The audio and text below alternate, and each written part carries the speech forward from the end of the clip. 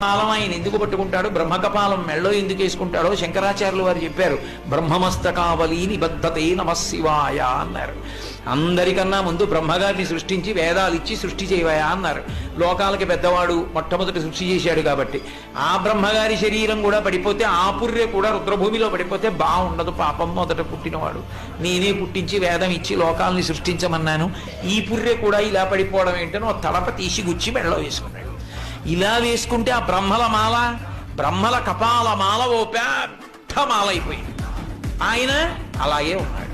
అంటే కాలాతీతుడు అని చెప్పడానికి.